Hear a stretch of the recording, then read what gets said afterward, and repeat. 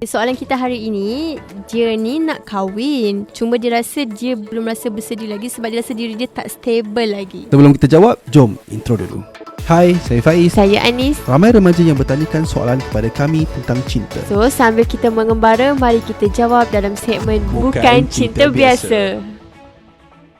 Saya nak kahwin sangat-sangat ni, tapi tak stable lagi. Macam mana kan? Okey, saya macam nak mempersoalkan sikit lah, apa maksud stable tu sendiri kan? Apa yang kita faham dengan stable, apa yang masyarakat faham dan apa yang kita faham, dan apa sepatutnya yang kita faham. Stable ni orang akan fikir terus duit. Kebanyakannya benda macam tu. Tapi sebenarnya duit ni orang kata kita boleh cari, kita boleh usahakan. Sebenarnya ada benda lain yang lebih penting lagi yang kita perlu stable kan untuk kita nak kahwin. Bagi saya untuk duit ni dia tak adalah masalah sangat. Betul. Cuma sebelum tu kan, maksud dari segi stable ni kadang-kadang okey, satu definisi stable tu lah kan. Ada orang kata stable kewangan, kehidupan, diri sendiri sebagainya. Tapi saya lebih fokus kepada okey, bila kita nak kahwin, kita nak stable ataupun kita nak sediakan kestabilan tu. Tapi sebenarnya pada awal perkahwinan saya rasa agak susah untuk kita dapat stable tu. Kita nak kehidupan yang ideal, tidak.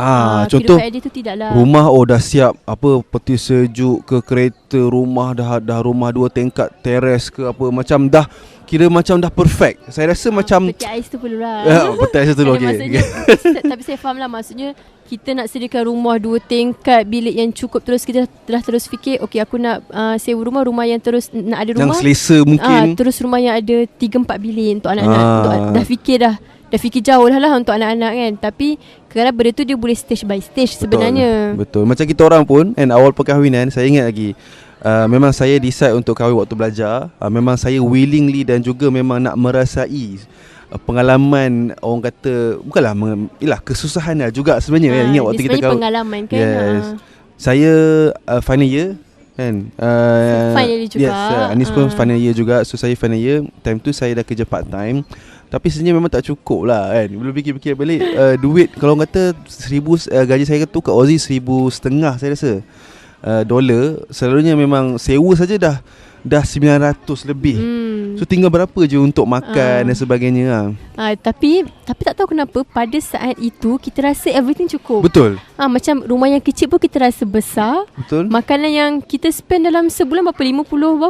100 lebih lah dolar. 100 lebih dolar pun kalau kita fikir benda tu sekarang rasa macam mana kita boleh hidup. Betul. Saat tu rasa macam tak cukup. Tapi macam tak logik pada juga. Macam tak logik. Tapi waktu kita orang mengalami keadaan itu, kita tak ada pun rasa kekurangan. Saya sebagai seorang isteri pun tak ada pun saya rasa tak cukup, tak ada pun saya rasa kekurangan, tak ada. So mungkin saya rasa itu janji Allah lah. Betul. Dalam surah An-Nur pun ayat 32, Allah kata Allah akan mencukupkan rezeki. Betul. Kepada hamba-Nya kan. Jadi saya rasa benda tu satu terbukti lah. Betul. Terbukti bila kita berkahwin dengan niat yang baik, Allah mencukupkan rezeki tu. Walaupun sekarang ni kita rasa macam tak logik, rasa tak cukup, tapi masa keadaan tu kita rasa cukup je, bahagia je.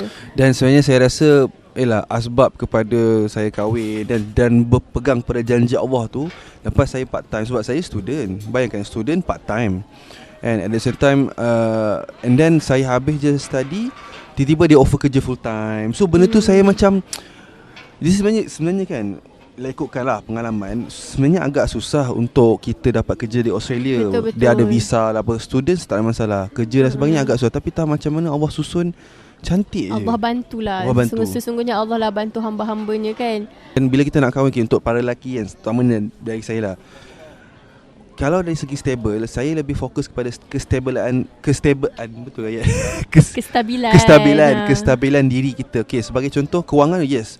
Dia bukan kewangan tu, dia adalah diri kita. Adakah kita willing untuk bekerja keras untuk mencapai kestabilan tu, ataupun kita emosi kita stabil, tanggungjawab kita, diri kita dan sebagainya stabil untuk kita menampung keluarga kita. Itu lebih penting sebab dia bukan pasal outcome kestabilan tu, tapi diri kita dia dah stabil. Betul.